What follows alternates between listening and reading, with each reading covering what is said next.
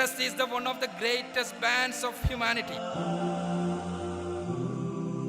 The Great Depression of 1927, the Black Swan event of 1987, and dot-com crisis of 2000 are all major economic crises that hurt the world economy. False credit ratings for the big corporations, boom and collapse of the shadow banking system, and a commodity bubble are the causes of the current financial crisis.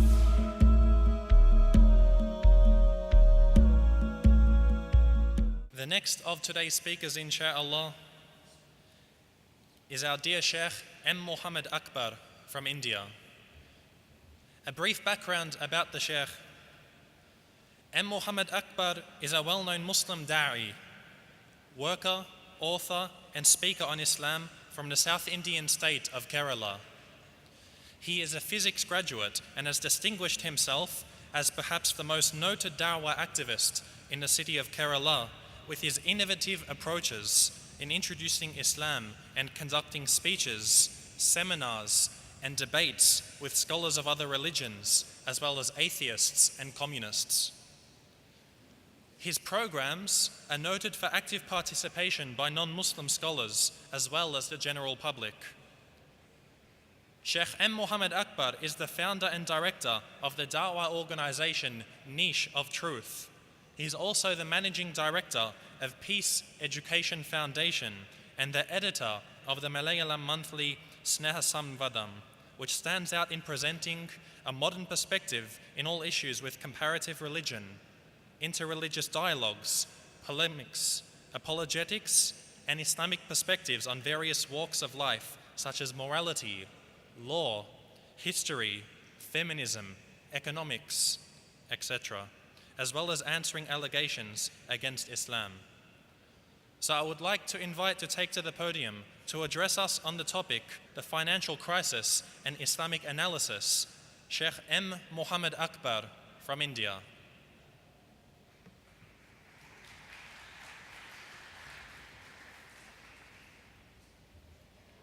Assalamu alaikum wa rahmatullah. Bismillahir Rahmanir Rahim. Alhamdulillahi Rabbil Alameen. Salatu wassalamu ala ashrafil mursaleen wa ala alihi wa ashabihi ajma'in, amma ba'd. A'udhu billahi minash shaitanir rajim. Bismillahir Rahmanir Rahim. Qala ja'alni ala qasa'inil ardi inni hafizun alim.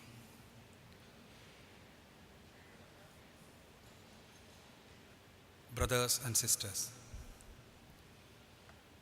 the topic assigned on me in this peace conference is Islamic analysis of the current financial crisis.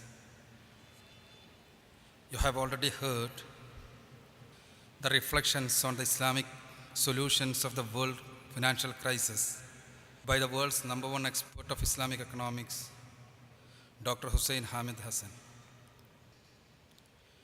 Considering the width and depth of the subject, as well as the time constraints of this conference, I'm just going through my paper prepared on this topic. Bangladesh-born Amartya Sen wrote The Argumentative Indian in 2005, 7 years after winning the Nobel Prize in Economics. His purpose seems to have been to condemn the communal violence fueled by the new Hindu cultural chauvinism as foreign to Indian history and identity, and to advocate for a return to native traditions of intellectual pluralism and public debate. Yet many of his arguments remain thoroughly relevant in our contemporary world, India and elsewhere. Sen concludes that the virtue of any economic argument or principle is really determined by its moral merit, that is, by its ultimate consequences for people and creation.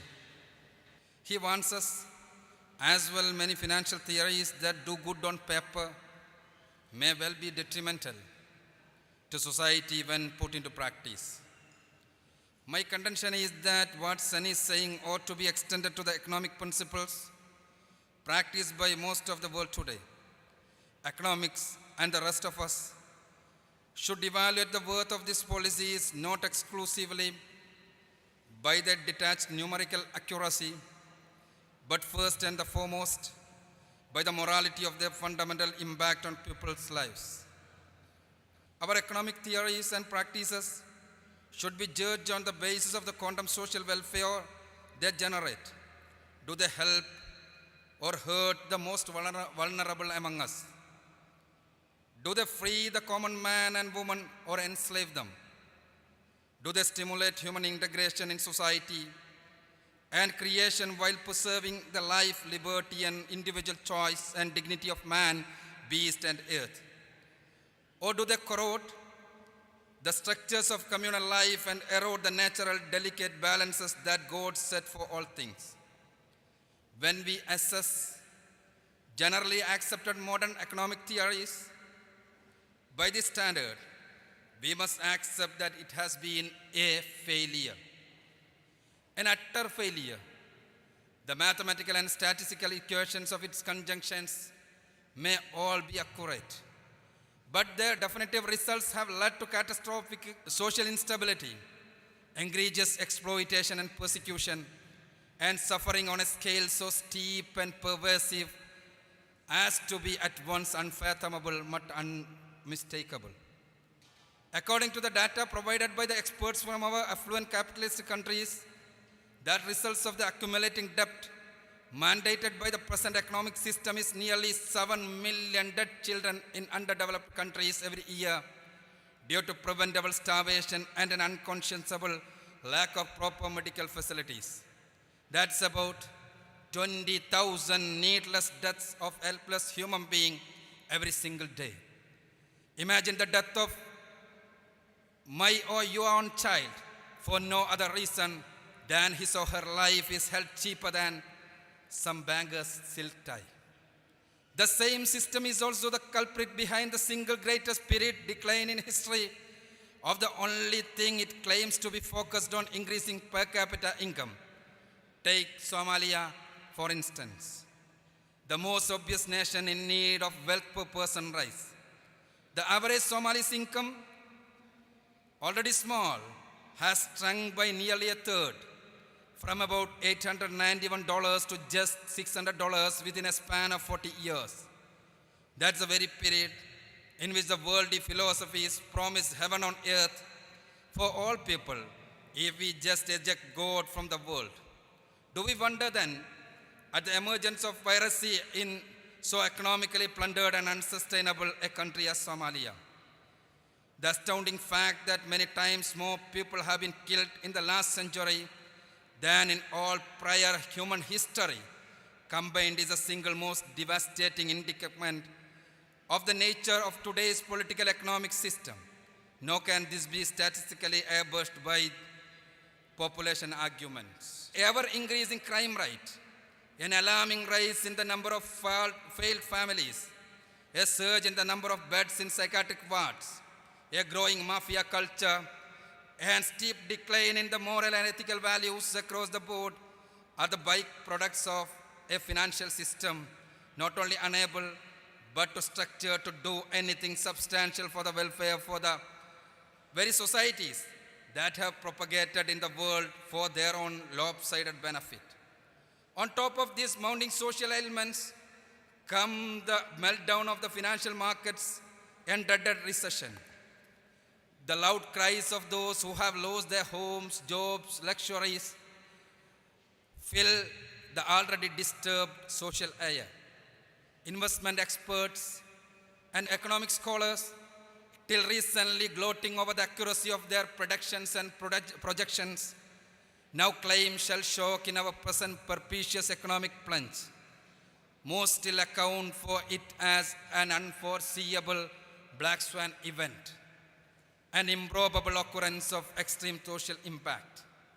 The meeting of the G20 leaders as a summit held in Washington, November 14 to 15, 2008, headlined as Financial Markets and the World Economy, attempted to discuss the root causes of the emergency of the serious challenges to the world economy and financial markets.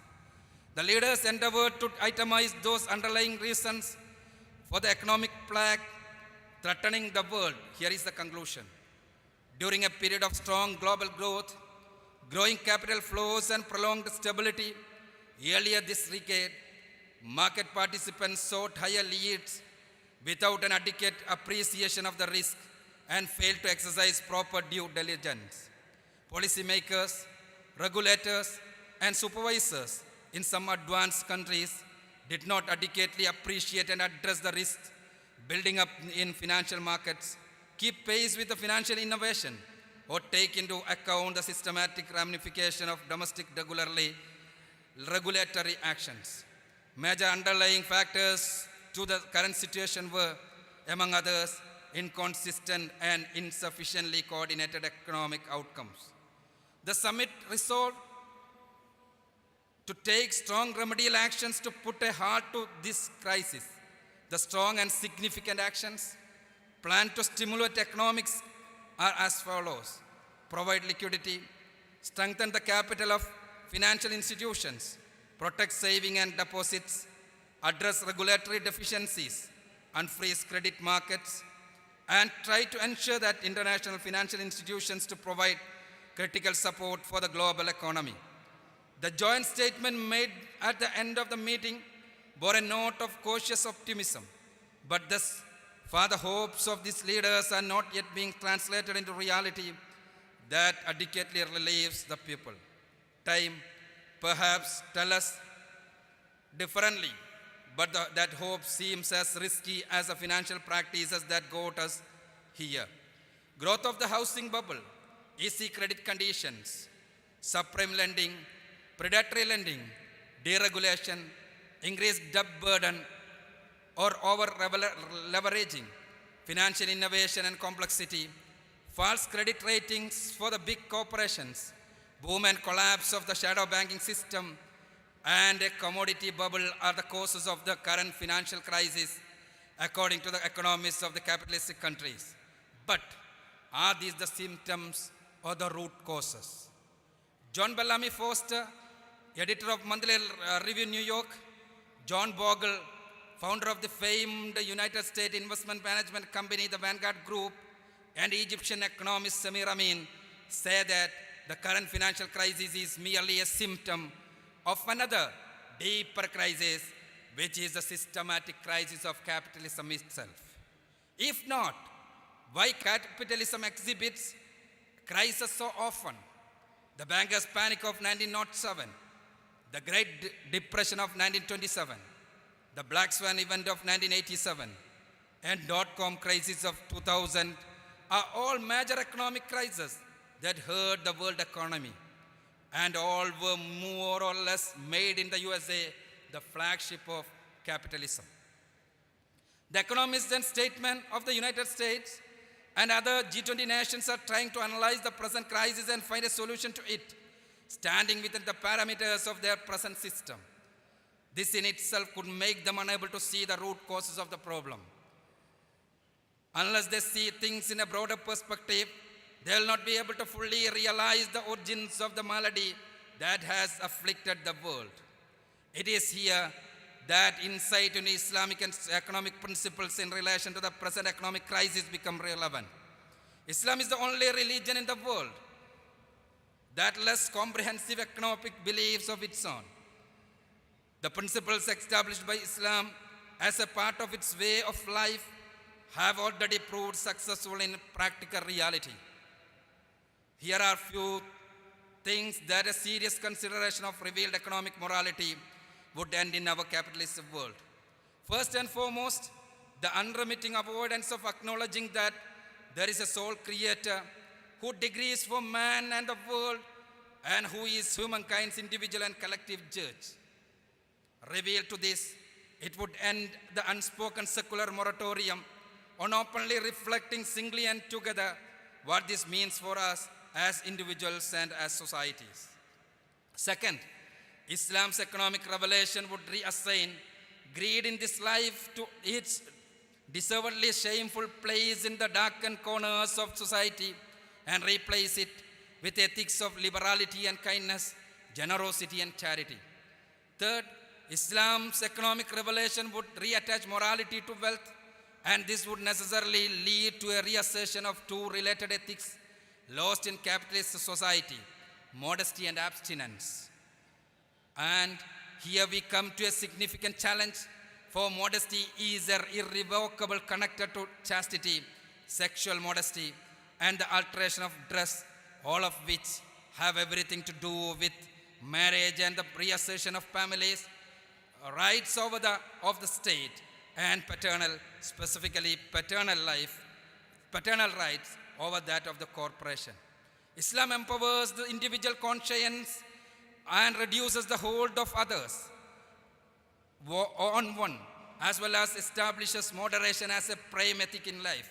Islam's economics would in a heartbeat stop the spread of worthless debt notes, otherwise known as money as in currency, and terminate the system of interest, which are the evil underpinnings of the capitalist enterprise. Truth be told, these two are the root cause of the crisis going on in the capitalist hemisphere and the world. When we say that the spread of worthless money and the interest-based system are the root causes, capitalism itself become the real defendant. Gold and silver have been cornerstones of the world's economic and wealth storage systems right from the earliest times. Even after the arrival of the barter system, men used to trade their merchandise by calculating its worth in gold or silver. When coins were introduced into the system, they were initially made of gold or silver. In due course, banks came into being, and they issued paper receipts equivalent to the value of the gold or silver deposited with them. These receipts were the foreigners of the currency that we use today. Although in modern times, paper money has no intrinsic value, its acceptability originally depended on its being backed by gold or silver. For instance, on the earlier $5 bills was printed 5 silver dollars, promising to pay that much of silver in exchange for that currency note. The currency notes of different lands represented either gold or silver equal to the value mentioned on the currency. With the outbreak of the First World War in 1914, Britain decided to withdraw gold from internal circulation, and other countries also broke the link with gold. The United States, however, kept the link to gold, and after the Second World War, the US dollar replaced the pound sterling as a key global currency. Other countries fixed their exchange rates against the dollar, the value of which remained defined in terms of gold. In the early 70s, the system of fixed exchange rates started to break down as a result of growing international inflation. Tempted by the promise of windfall profit and accounting razzle-dazzle, the United States abandoned the dollars linked with gold in 1971. Right from the time of the introduction of the currency notes, the system became prone to fraudulent activities. Since no one knew how much gold or silver a bank had in its vaults, it became easy for them to cheat the public by printing as much currency as they needed. That, in fact, became necessary since it was needed for survival in an interest-based system. Eventually, this became the monopoly of governments, which gave the false notion that they were printing currency in lieu of the gold and silver that they had in their exchequers. People continued to believe that the government held at least something as a security for the currency that they printed. This came to an end with the introduction of the fiat currency in 1971. Fiat money or fiat currency is money whose value is not derived from any intrinsic value or guarantee that it can be converted into a valuable commodity such as gold. Instead, it has value only by government order, that's fiat. Thus arose the situation in which governments could print as much currency as they wanted. Money became money just because the government said it was money. This introduction of fiat money can be considered the prime reason for the recent financial turmoil all over the world. When we factor in the reality that this right to mint the coin of the riyal that has been given over by politicians to private banking interests in the world, one can easily see the causes for the current global economic crisis and the inordinate influence just a few bankers hold over politicians and thus the nation. When that nation is United States, the influence is global. Virtually the entire world link their currency with the dollar. Agencies like the World Bank and the International Monetary Fund, IMF, controlled by America, gave loans to the so-called third world countries only in line with their GDP, that is gross domestic product growth, but not the United States. It could print currency without any such limitation. It has continued to print dollars in abundance and lend it to other nations.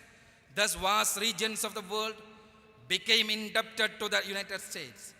This directly led to the evolution of US-dominated world order.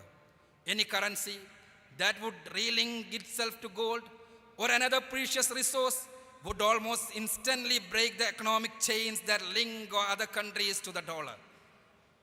It is this fear that accompanies the emergence of China's Shanghai Cooperation Organization, who was said to be seeking to demote the dollar as the currency of international trade, or the recent panic that drove gold to record levels when it was said that oil would no longer be sold only based on the US dollar.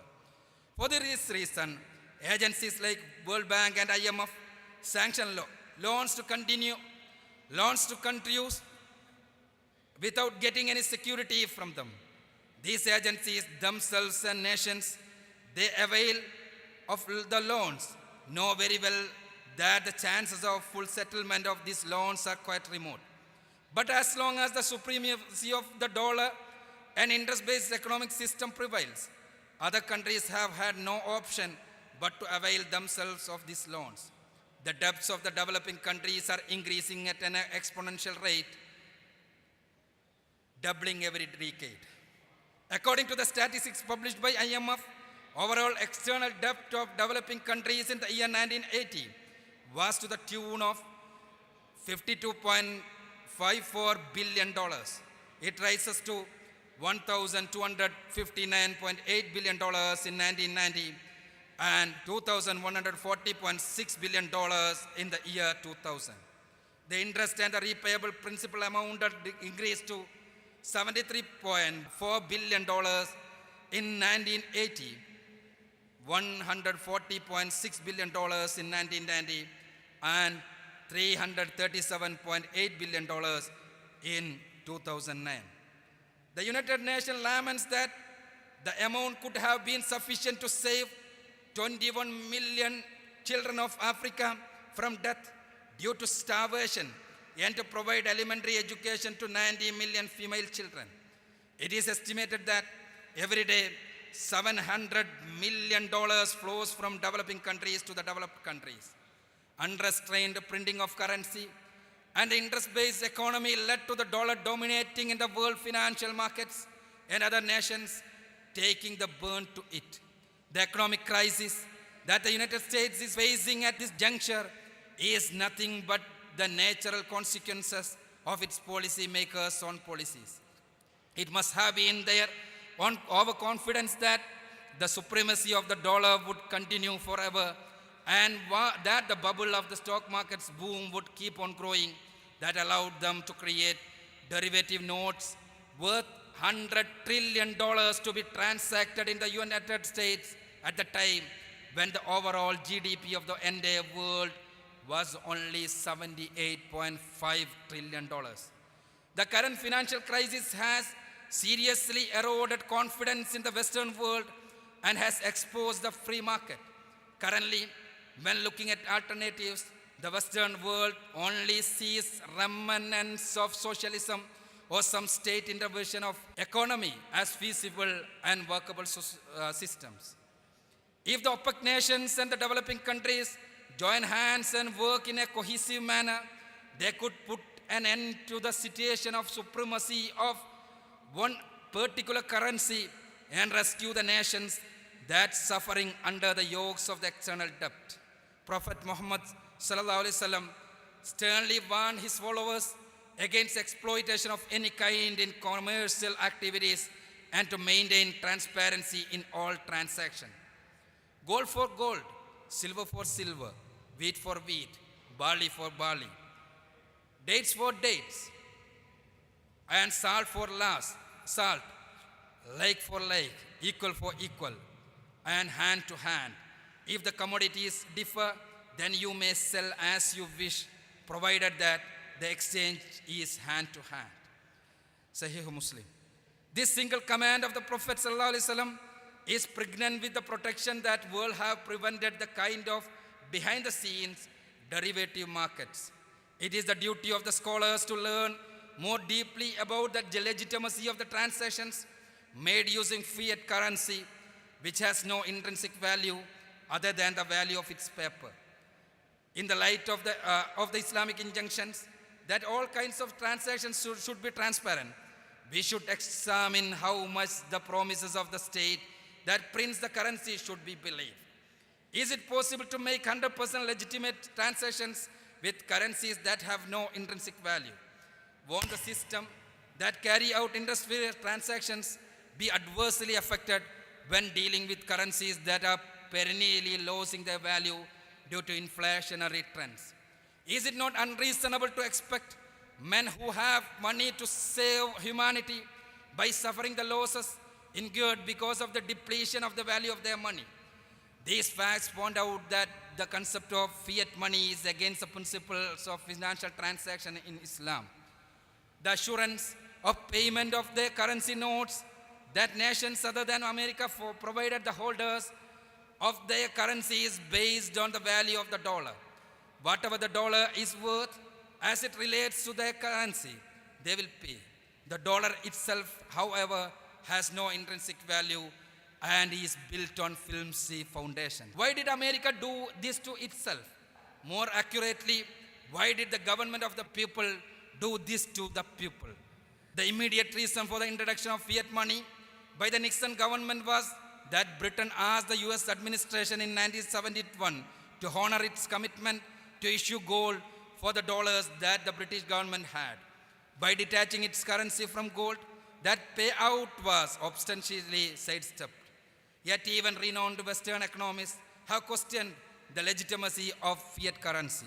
One of the most important economists and political philosophers of 20th century and the winner of the Nobel Prize in Economics in 1974, Friedrich August Hayek, had found fault with the system of fiat currency. The renowned German economist Ludwig Lachmann,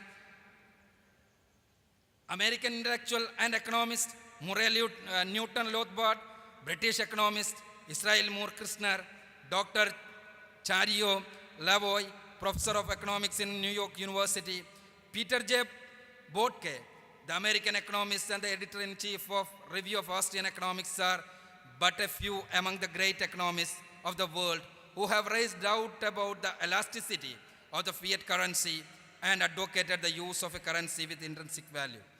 The Austrian economists are generally of the opinion that in monetary economics, fiat money is an intrinsically useless good as a means of payment, and that fiat currencies ultimately destroy themselves and their nations with hyperinflation. Former president candidate Sir Ron Paul's The Case for Gold, which is based on the report of the US Gold Commission, laments the fact that many people in American public life argue for the quality theory of money and for a currency which is based on its equivalent worth of gold, but to no avail. Those who still maintain the capitalistic mindset and yet argue in favor of the quality theory of money uphold the belief that this would put an end to inflation and related problems. Inflation is a rise in the general level of prices of goods and services in an economy over a period of time. The prominent factors that cause inflation are that the money in circulation increases, the availability of commodity decreases, the value of money decreases, and the demand for commodities increases. If the governments can print currency only based on gold or silver that they actually have in their reserves, they would not be able to print currency indiscriminately. This itself would control inflation and decrease the burden of the common man. It would motivate countries to produce in excess of their needs and earn gold guaranteed money in return for the goods they export. It would lead to real economic advancement among people as opposed to the progress on paper that world is accustomed to. This is how the world can really put into practice the divine principle that prosperity can be attained through sincere efforts. Interest is the one of the greatest bands of humanity. It necessitates suffering in this world and invites God's wrath here and in the hereafter. According to several ahadith in Sahih al-Bukhari and Muslim, interest is one of the 7 deadly sins. The Prophet ﷺ said, the receiver and the payer of interest, the one who records it, and the witnesses to the transaction have been cursed. He said, they all are alike in guilt. Sahih Muslim. The companions, Samura bin Jundub reported that the Prophet ﷺ saw in his dream a man standing in a river of blood. On the river bank, there stood a man who had stones with him. Each time the man in the river wanted to come out, the man with the stones would throw the stone into his mouth, which would drive him back to his position. The Prophet ﷺ asked about this man in the river. He was informed he was a man dealing in riba. Sahih al-Bukhari. Imagine that a person who lived during the time of Prophet Isa, Jesus alayhi salatu wasalam, borrowed 1 ounce of gold at the rate of 5% compound interest and was not able to repay it during his lifetime. If anyone in his lineage who is living today decides to repay it, he would have to give gold that weighs several times the weight of the earth. This example clearly shows how harmful and impractical the concept of usury is. The earliest bankers used to lend commodities, charging interest for them. The traders who borrowed, they had to repay their debt by returning more stock to the bankers. But the clever bankers knew that this business would not last for long. This was the reason they came up with the idea of representative money, the forerunner of today's currency. The people who borrowed never realized how dangerous it was going to be. The greatest obstacle to advancement for developing countries is the huge amount of interest that they have to pay every year for the dollars that they have borrowed for the World Bank and IMF. Heeding the words of advice voiced in favor of urbanization by the paid intellectuals of the West, most developing countries borrowed illogically and became victims of the debt trap. It is almost impossible to escape from the trap once you have fallen into it. Hope gives way to disappointment and frustration. Suffering, starvation, malnutrition, and erosion of moral values are the immediate consequences. It is as if they are falling into a bottomless pit, and there is no one to send a search party. The governments continue to borrow to survive and live another day. The fact that almost 7 million children killed every year due to starvation and malnutrition should open the eyes of everyone. The per capita income of the United States rose from $9,983 in 1960 to $34,100 in the year 2000, an increase of about 400%. Remember the dwindling per capita income of Somalia in the same period, $891 to $600. Similarly, the per capita income of Madagascar decreased from $1,013 to $800, and that of Zambia came down to $750 from $1,172. The total amount of debt of the developed countries in the year 2005 was $290 billion. The repayment amount for the year amounted to $57.3 billion. Will these countries ever be able to repay their debts in full? Any sane person knows that they will not forever. The politicians and rulers of the developed countries accumulate huge wealth through corruption, and their corporate houses reap rich harvests through shady business deals. At the same time, the vast majority of human beings in the world suffer under the yoke of heavy interest, burden laid on their feeble shoulders by the World Bank and the IMF, which are the agenda agencies of the developed countries. The first cause of the financial crisis is that has hit in the entire world is the interest system. This system, which was deployed by the developed nations in order to exploit and subjugate other countries, has now begun to boomerang on them. They themselves call the crisis by another name, Credit Crunch 2008. World Economic Outlook 1998, published by IMF, states that countries burdened heavily by excessive short-term borrowings will have to struggle greatly because of external and internal crises. The neoliberalists of the developed nations had never anticipated that the interest system that they had employed so successfully to exploit poor countries would one day turn its serpent's head against them and attack them so brutally. Yet, many still do not realize that they are succumbing to the same fate that any society based on interest is bound to suffer. The practices of the modern banking system are in conflict with the principles of Islam, as we have learned from our beloved scholar.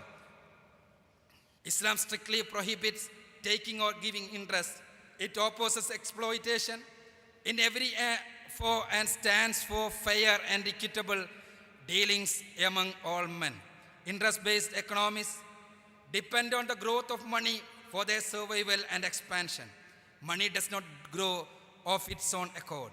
It has to reach the hands of efficient entrepreneurs to make it grow. But the present system induces the entrepreneur to borrow relentlessly to aid the growth of the banks. The modern banking system is organized on the basis of a fixed payment called interest. They take away a huge portion of the profit that is made as a result of the hard work of the entrepreneurs. Even if a business they have invested in turns at a loss, they consider none of their money at risk. They still demand payment regardless. But banks not only reel in huge profit from the ungodly amounts of interest they receive, they also resort to the creation of credit. This process begins with bank lending money out of primary deposits. Primary deposits are those deposits that are deposited in the bank. Through credit creation, banks are able to lend amounts much larger than the deposits that they have with them. For every $10 they have on hand, they can give out $90 they don't have, purely by the fabrication numbers in a computer. No paper money, nothing. And even this $10 may have come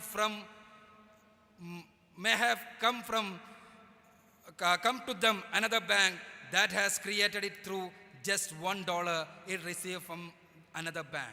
Up the chain to the Federal Reserve, who simply charges the American government for it, who is investing it in the